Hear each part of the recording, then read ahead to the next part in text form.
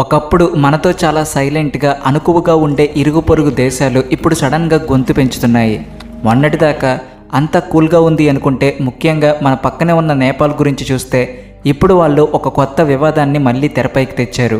అదేంటంటే లిపులేక్, కాలాపాని, ఒలింపియా, దురా లాంటి ప్రాంతాలన్నీ మావే అంటూ నేపాల్ ప్రధాని బాలెన్ షా సరికొత్త కామెంట్స్ చేసి అందరినీ ఆశ్చర్యపరిచారు. ఈ మధ్య జరిగిన నేషనల్ ఇండిపెండెంట్ పార్టీ ఫస్ట్ మీటింగ్లో ఆయన మాట్లాడుతూ ఈ కాలాపాని, లిపులేక్ ప్రాంతాలన్నీ నేపాల్వే అనడానికి తమ దగ్గర పక్కా ఆధారాలు ఉన్నాయని, కరెక్ట్ టైం వచ్చినప్పుడు ఆ ఆధారాలన్నీ బయటపెడతామని ఒక పెద్ద బాంబు పేల్చారు. ఇంతకుముందు ఏ నేపాల్ నాయకుడు కూడా ఇలా మా దగ్గర ప్రూఫ్స్ ఉన్నాయి అని పబ్లిక్గా ఇంత ధైర్యంగా చెప్పలేదు. కానీ బాలెన్ షా మాత్రం అవసరమైతే ఆ బ్రిటిష్ కాలం నాటి పాత డాక్యుమెంట్లన్నీ బయటకు తీస్తామని గట్టిగా చెబుతున్నారు. ఇక్కడ ఇంకో ఆసక్తికరమైన విషయం ఏమిటి అంటే ఈ విషయంలో మధ్యవర్తిత్వం వహించాలని నేపాల్ బ్రిటన్ను అడిగిందట. మొన్నటిదాకా మీడియాలో తెగ వార్తలు వచ్చాయి, కానీ బాలెన్ షా ఆ వార్తలను పూర్తిగా కొట్టిపారేశారు. మేం బ్రిటన్ను ఎలాంటి హెల్ప్ అడగలేదని, ఆ పాత డాక్యుమెంట్లను మాత్రమే రెఫరెన్స్గా చూస్తున్నామని క్లారిటీ ఇచ్చారు. ఈ గొడవ ఏదైనా ఉంటే అది భారతదేశంతోనే కూర్చుని మాట్లాడుకుంటాం, కేవలం చర్చల ద్వారానే ఈ సమస్యను సాల్వ్ చేసుకుంటామని ఆయన తేల్చి చెప్పారు. ఇది నిజంగా మనందరికీ ఒక సర్ప్రైజ్ లాంటి న్యూస్ అనే చెప్పాలి. మరో న్యూస్ తెలుసుకోబోయే ముందు చిన్న రిక్వెస్ట్, మీరు మా ఛానల్ సబ్స్క్రైబ్ చేసుకోకపోతే వెంటనే సబ్స్క్రైబ్ చేసుకుని కామెంట్ సెక్షన్లో జై హింద్ అని రాయండి. ఎన్ని సంబంధాలొచ్చినా పెళ్లి ముడి పడడం లేదా? అనారోగ్యంతో బాధపడుతున్నారా? నిత్యం సమస్యలతో సతమతమవుతున్నారా? అయితే ఒక్కసారి రుద్రవర్మ గురూజీ గారిని సంప్రదించండి. విద్య, ఉద్యోగం, వ్యాపారం, ప్రేమ, పెళ్లి, సంతానం, భార్యాభర్తల సమస్యలు, ఇలా మీ ప్రతి సమస్యకు 100% పరిష్కారం చూపబడును. చెడు ప్రయోగాలకు నివారణ చేయుట మా ప్రత్యేకత. స్త్రీ పురుష వశీకరణం చేయబడును. అన్ని సమస్యలకు ఫోన్ ద్వారానే పరిష్కారం చెప్పబడును. రుద్రశంకర జ్యోతిష పీఠం. మొబైల్ 9573711811. ఇక ఇంకో పక్క చూస్తే అమెరికా వాళ్ళ రాజకీయం ఇంకోలా ఉంది. వాళ్ళెప్పుడు ఎవరికి సపోర్ట్ చేస్తారో, ఎవరిని బస్సు కిందకు తోసేస్తారో ఎవరికి అర్థం కాదు.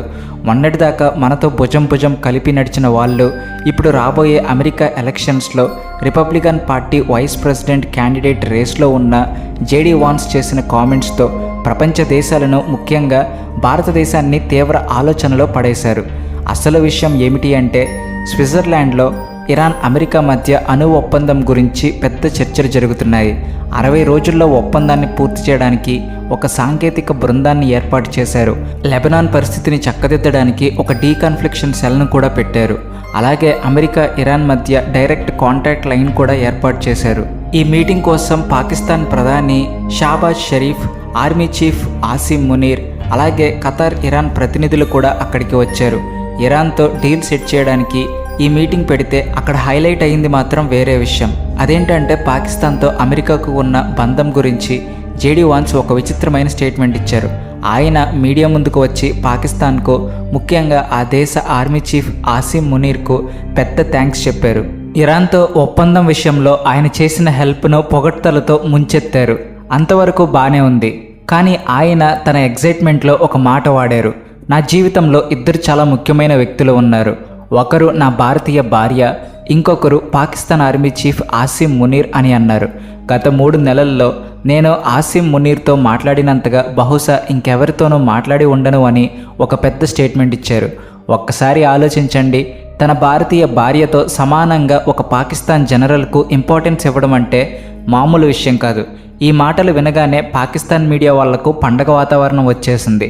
ప్రైమ్ టైం న్యూస్లో ఈ వీడియోను వేసి ఇదొక అతిపెద్ద విజయంగా ఫీల్ అవుతున్నారు. అది మాత్రమే కాదు, మీటింగ్కు వెళ్లే ముందు కారిడార్లో నడుస్తుండగా ఒక పాకిస్తాన్ జర్నలిస్ట్ అడిగిన ప్రశ్నకు మేము పాకిస్తాన్ను ప్రేమిస్తాము అని జేడీ వాన్స్ స్మైల్ ఇస్తూ చెప్పారు.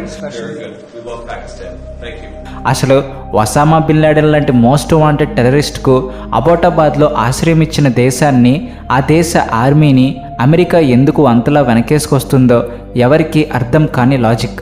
ఈ పరిణామాలు చూస్తుంటే భారతదేశం, అమెరికా మధ్య ఉన్న దౌత్యపరమైన రిలేషన్స్ ఊపు తగ్గిపోయిందని, ఎక్కడో గ్యాప్ వస్తుందా అనిపిస్తుంది. ఇలాంటి టైంలో మనం సైలెంట్గా ఉండాలా లేక దేనికైనా రెడీ అనాలా అన్నది కాలమే నిర్ణయించాలి.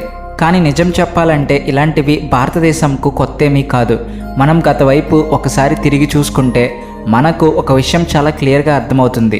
ఒక పశ్చిమ దేశం కూడా మనకు ఎప్పుడూ నిజమైన సపోర్ట్ ఇవ్వలేదు.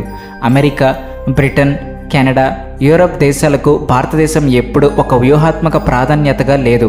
మన సత్తా మీద, మన టాలెంట్ మీద వాళ్లకు ఎప్పుడు అనుమానాలే ఉండేవి. మనల్ని ఎప్పుడు ఒక డౌట్తోనే చూసేవారు. అందుకే వాళ్ళు మనతో ఎప్పుడు గట్టి డిఫెన్స్ డీల్స్ చేసుకోలేదు. స్ట్రాటజిక్గా మనతో కరచాలనం చేయలేదు. కనీసం ఒక స్నేహ హస్తం కూడా అందించలేదు. కానీ మన రేంజ్ ఏంటో, మన సత్తా ఏంటో కాలమే వాళ్లకు ప్రూవ్ చేసింది. వాళ్ళ అంచనాలను తలకిందులు చేస్తూ భారత్ ప్రతి అడుగులోనూ సక్సెస్ సాధించింది. పాకిస్తాన్తో జరిగిన ప్రతి యుద్ధంలోనూ మనం విజయం సాధించాం. ఎవరి సపోర్ట్ లేకుండానే మనకంటూ సొంతగా అణ్వాయుధాలను తయారు చేసుకున్నాం. ఇప్పుడు ప్రపంచంలోనే అత్యంత వేగంగా అభివృద్ధి చెందుతున్న ఆర్థిక వ్యవస్థగా భారతదేశం నిలబడింది. ఇప్పుడు మనం ఒక సక్సెస్ఫుల్ ట్రాక్లో ముందుకెళ్తున్నాం. ఎవరొచ్చినా రాకపోయినా, ఎవరి మద్దతు ఉన్నా లేకపోయినా మన కాళ్ళ మీద మనం నిలబడే స్థాయికి చేరుకున్నాం. కాబట్టి అమెరికా మద్దతు గురించి మనం పెద్దగా భయపడాల్సిన అవసరం లేదు. ఇక మన ఇంటర్నేషనల్ పవర్ను చూపిస్తూ ఇప్పుడు భారతదేశంలో ఒక పెద్ద ఈవెంట్ జరగబోతుంది. అదే బ్రిక్స్ జాతీయ భద్రతా సలహాదారుల మీటింగ్. దాంతోపాటే జూన్ 25, 26 తేదీల్లో బ్రిక్స్ ఎనర్జీ మినిస్టర్స్ మీటింగ్ కూడా మన దగ్గరే జరగనుంది.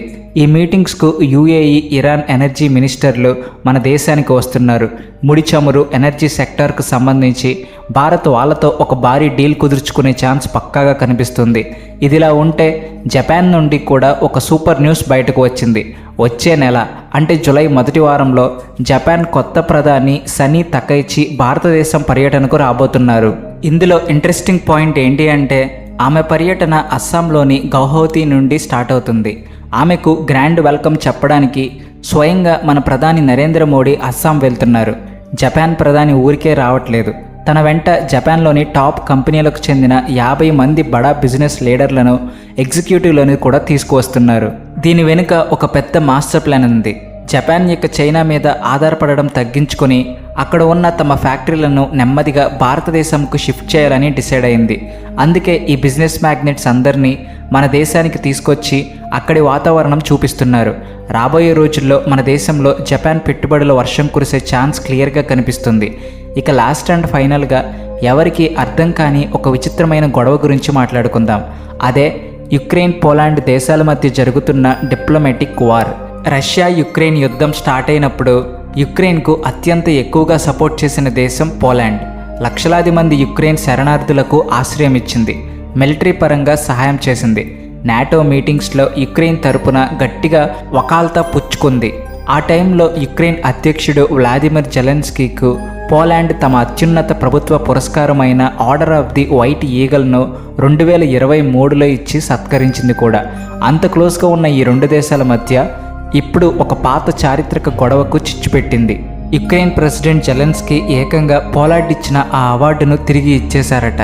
దీనికి కారణం ఏమిటి అంటే రెండో ప్రపంచ యుద్ధం కాలంలో ఉన్న యుక్రెయిన్ తిరుగుబాటు సైన్యం అంటే యూపీఏ పేరును ఇప్పుడున్న ఒక సైనిక విభాగానికి గౌరవ సూచకంగా పెట్టారు జెలెన్స్కీ. యుక్రెయిన్ వాళ్ళ దృష్టిలో ఈ సైన్యం సోవియట్ నాజీలకు వ్యతిరేకంగా పోరాడిన జాతీయ హీరోలు. ఆనాడు వాళ్ళలాగే ఇప్పుడు వీళ్ళు రష్యా మీద పోరాడుతున్నారు అనేది వాళ్ళ ఫీలింగ్. కానీ పోలాండ్ వాళ్ళకు మాత్రం ఇది ఒక పీడకల. ఎందుకంటే 1943, 1946 మధ్య కాలంలో ఇదే యుక్రెయిన్ సైన్యం వేలాది మంది అమాయక పోలిష్ ప్రజలను ఓచకోత కోసిందని వాళ్ళ వాదన. పోలాండ్ పార్లమెంట్ 2016లో ఈ దారుణాలను ఒక జాతి నిర్మూలనగా ప్రకటించింది. ఇప్పుడు అలాంటి సైన్యాన్ని యుక్రెయిన్ నేషనల్ ప్రైడ్గా ఫీల్ అవుతుంటే పోలాండ్ వాళ్ళ రక్తం మరిగిపోతుంది. ఇది మా ప్రజలను అవమానించడమే అంటూ పోలాండ్ కొత్త అధ్యక్షుడు కరోల్ నవ్రోకి సీరియస్ అయ్యి జెలెన్స్కీ నుండి ఆ అవార్డును వెనక్కి తీసుకోవాలని నిర్ణయించుకున్నారు. ఈలోపే జెలెన్స్కీనే స్వయంగా ఆ పురస్కారాన్ని తిరిగి ఇచ్చేశారు. ఆయనకు సపోర్టుగా యుక్రెయిన్ విదేశాంగ మంత్రి, ఇంటెలిజెన్స్ చీఫ్ లాంటి వాళ్ళు కూడా పోలాండ్ ఇచ్చిన అవార్డులను వెనక్కి ఇచ్చేస్తామంటున్నారు. చరిత్ర గురించి ఎవరు ఫీలింగ్స్ వాళ్ళకు ఉండొచ్చు. కానీ రష్యా లాంటి బలమైన దేశంతో ఒక పక్క ప్రాణాల మీదకు తెచ్చుకుని యుద్ధం చేస్తూ ఇలాంటి టైంలో పక్కనే ఉండి హెల్ప్ చేస్తున్న పోలాండ్తో ఈ రేంజ్లో గొడవ పెట్టుకోవడం నిజంగా విచిత్రంగా ఉంది. ఇలాంటి నిర్ణయాలు రష్యాకు ఇంకా ప్లస్ అవుతాయి, కానీ యుక్రెయిన్కు ఎలాంటి లాభం చేకూర్చవు. ఈరోజు ప్రపంచంలో రాజకీయాలు ఎంత దారుణంగా, ఎంత వేగంగా మారిపోతున్నాయో చెప్పడానికి ఈ సంఘటనలే ఒక బెస్ట్ ఎగ్జాంపుల్. ఇదంతా చూస్తుంటే రాబోయే రోజుల్లో ఇంకెన్ని ట్విస్టులు చూడాలో అనిపిస్తుంది. దీని మీద మీ అభిప్రాయం ఏంటో కామెంట్ సెక్షన్లో చెప్పడం మర్చిపోకండి. అలాగే వీడియో నచ్చితే please like and share and also thanks for watching.